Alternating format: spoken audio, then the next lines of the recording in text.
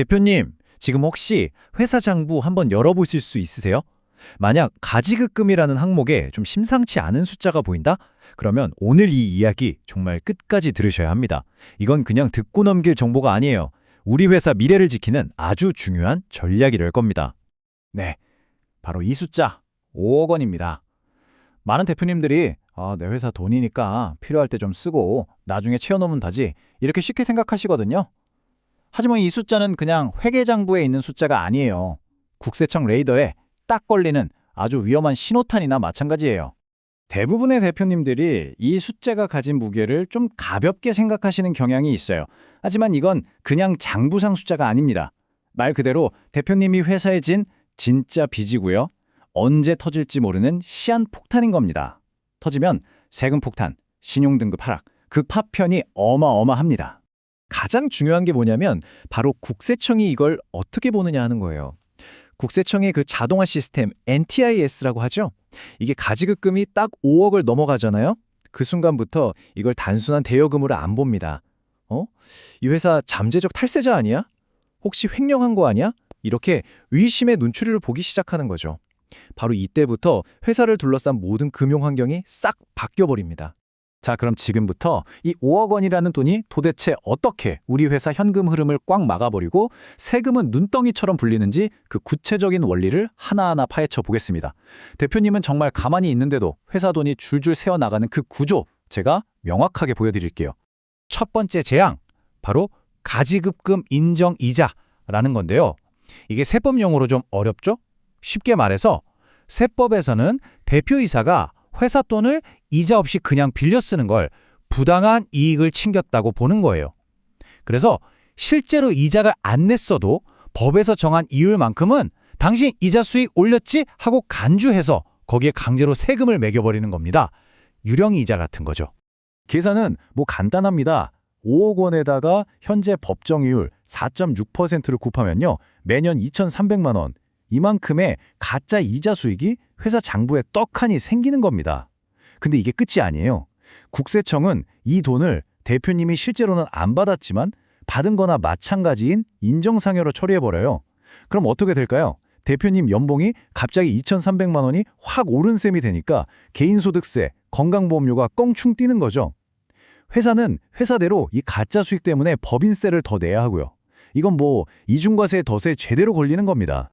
근데 문제가 여기서 끝나면 다행이게요. 이게 연쇄적으로 재앙을 몰고 옵니다. 자, 첫째, 방금 말씀드린 인정이자 때문에 세금 폭탄 맞죠? 둘째, 만약 회사가 은행에서 대출받은 게 있다? 그럼 그 대출이자 비용을 비용으로 인정 못 받아요. 법인세가 또 올라가는 겁니다. 셋째, 은행에서는 가지급금을 딱 보고 이 회사 횡령 위험 있네 하면서 신용등급을 깎아버리니까 대출이 막히거나 이자가 올라가요. 마지막으로 이 모든 게 결국 회사 가치를 뚝 떨어뜨려서 나중에 가업승계나 M&A 할 때 정말 어마어마한 세금 문제로 되돌아옵니다. 이 네 가지 재앙이 서로 막 얽혀서 회사를 옴짝달싹 못하게 옥죄는 거죠. 자, 여기서 많은 대표님들이 하는 가장 큰 착각이 있어요. 에이, 우린 아직 세무조사 안 나왔으니까 괜찮아 라고 생각하시는 거예요. 천만의 말씀입니다. 이젠 더 이상 조용히 넘어갈 수 있는 시대가 아니에요. 지금부터 국세청이 대표님 회사 장부를 어떻게 손바닥 보듯 훤히 들여다보고 있는지 그 방법을 보여드리겠습니다. 국세청의 통합 전산망, 바로 NTIS 말이죠. 이게 그냥 옛날처럼 자료만 쌓아두는 데이터베이스가 아닙니다. 최신 AI가 법인세 신고 때 들어놓은 재무제표를 실시간으로 싹 다 분석해요. 그래서 비정상적으로 가지급금이 늘어나는 걸 자동으로 딱 잡아냅니다. 무슨 말이냐면 세무조사관이 서류를 보기 훨씬 전부터 국세청 AI는 이미 위험 신호를 다 알고 있다는 뜻입니다. 특히 이 NTS 시스템이 예민하게 반응하는 게 두 가지가 있어요. 첫째, 회사 전체 자산이나 매출에 비해서 가지급금 비율이 너무 높을 때. 둘째, 바로 그 상징적인 금액 5억 원을 넘어가는 순간. 이 두 가지 조건에 걸리면 그 기업은 바로 고위험군으로 자동 분류돼 버립니다. 이게 바로 회사 장부 전체를 탈탈 털어보는 아주 강도 높은 세무조사의 출발 신호탄이 되는 겁니다. 자, 지금까지는 문제의 심각성에 대해서 계속 말씀을 드렸습니다. 들으시면서 좀 겁이 나셨을 수도 있어요. 하지만 제가 겁을 드리려고 이 이야기를 하는 게 아닙니다. 이 문제가 아주 심각한 건 맞지만 다행히도 명확하고 합법적인 해결책들이 분명히 존재합니다. 자, 지금부터는 이 시한폭탄을 어떻게 하면 안전하게 해체할 수 있는지 그 실질적인 전략에 대해 이야기해 보겠습니다. 가지급금을 해결하는 합법적인 방법 크게 5가지로 정리해 볼 수 있어요. 첫 번째는 가장 깔끔한 방법이죠. 대표님 개인 자산, 부동산이나 예금으로 갚는 겁니다. 두 번째는 소득세 부담은 좀 있지만 전공법인데요. 급여나 상여금을 높여서 처리하는 방법이 있습니다.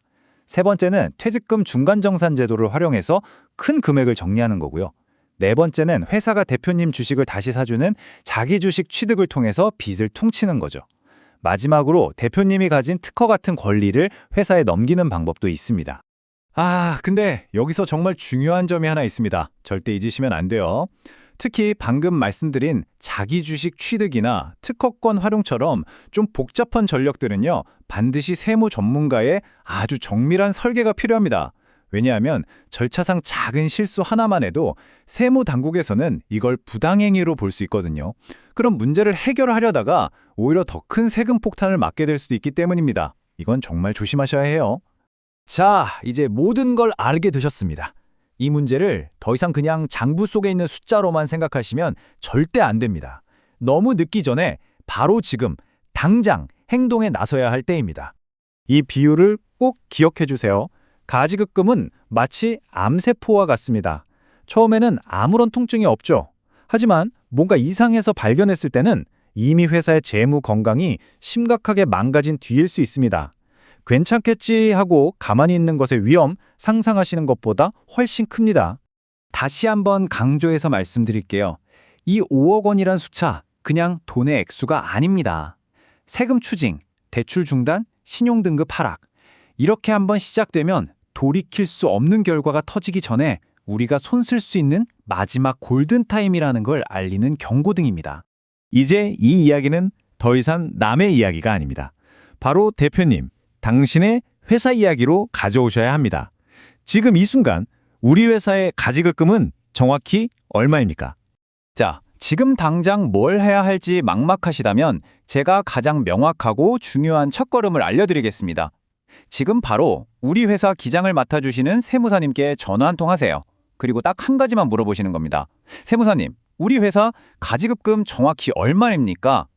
이 정확한 액수를 파악하는 것, 이게 모든 해결의 시작입니다. 그리고 그게 대표님의 소중한 회사를 지키는 가장 확실한 첫걸음이 될 겁니다.